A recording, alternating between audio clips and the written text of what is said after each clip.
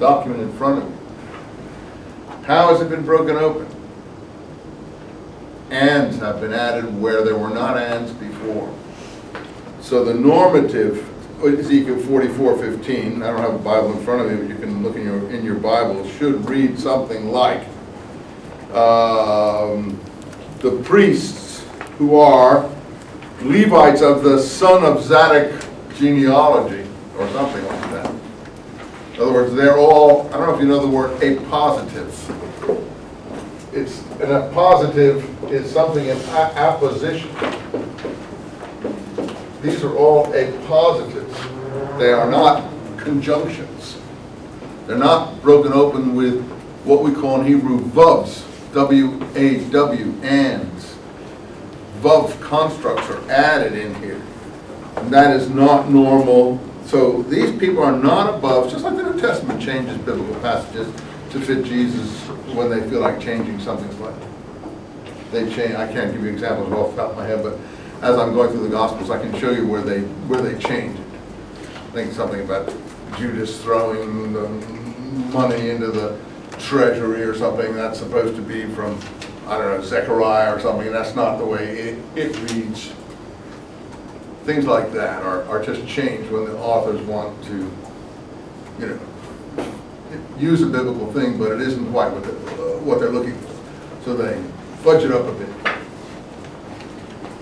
which again shows the closeness of the gospel type approach to this approach here, even though it's not recognizably similar. So,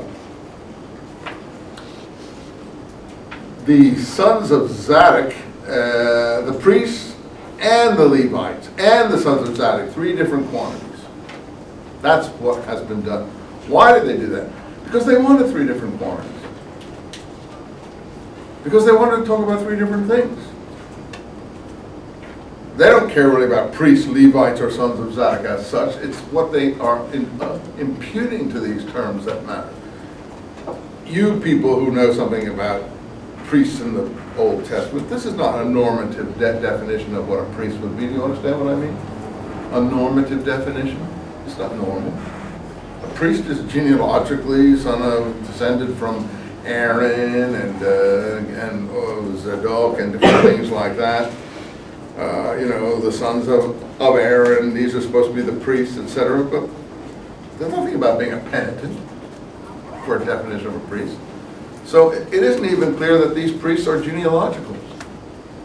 In other words, this may just be the people who went out in the wilderness. For you familiar with the New Testament, the followers of John the Baptist, for instance, I would think that the movement, as I said, you're in Death Valley here. You got one gold mine over here and another gold mine, you know, 500 yards or 2 miles down the hillside from it. These people all knew each other. You mean one group that's out in the wilderness are penitents of Israel and the other aren't? No, they're all penitents of Israel. So I would think that the followers of John the Baptist in the wilderness, who went out in the wilderness to see him shaking like a reed or whatever the New Testament describes, are penitents of Israel. And that's, if they were of Jewish background, that's how they would have been labeled. And you see, they went out from the land of Judah. Now, put your finger in there, and let's go over to column 6. There is another similar definition of the same thing. This has to do with digging the well. The diggers of the reason I close the windows is because a lot of noise comes out of there sometimes when they're running down there. Sorry for it get hot. You can open them a bit more if you're hot. If you look at column 6, and they dug the well, line 3, the well which the princes dug, which the nobles of the people dug. Now you've really got to translate these things precisely from the Hebrew, which is why I give you the Hebrew in this book, so that you can check if I'm doing it right. With the staff, and I give you the Hebrew in parentheses, those who have my book, mehokek. The reason is that mehokek is based on the Hebrew root hok. And the Hebrew root hok means law. So you can play with that. They love to play with words. You can say with an M-E at the beginning, etc., and put in this way, it's a staff. But in some other ways, it can be laws or lawgiver or something like that. And that's what they do with this definition here. They play with mehokek and make it into laws. In any case, and they dug the well. Now this quote is from Numbers 21:18. Now, the well is the Torah. Well, that tells you right away this is a law-abiding group, and it says Torah, not law. So if you have a translation that says law, it isn't, it says Torah, which is the first 5 books of the law, as you might know. The well is the Torah, and the diggers, that's in the thing, the people who dug the well, are the penitents of Israel. Oh, we heard that before. So the diggers and the priests are parallel. You see what you can do with this? I don't know if you catch it. That's why this document is so important, because it's complete for us. That's why I wish every one of you had a copy of it in front of you to watch it. Because it's so important to be able to make these connections and not listen to some idiot lecture, but to look at the document itself and make your own,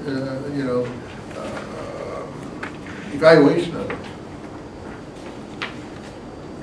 The well is the Torah, its diggers are the penitents of Israel. And what did they do? They went out from the land of Judah to dwell in the land of Damascus. What did they do back here?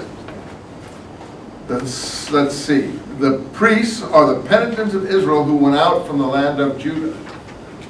But there's more description over here, isn't there? To dwell in the land of Damascus. So, is that just, yeah, I'm sure that's just they didn't have time to write that in, they didn't feel like just writing, but that's what's going on. So we're having it twice described here. One in terms of the sons of Zadok, right? And the other in terms of the diggers, the ones who dug the well.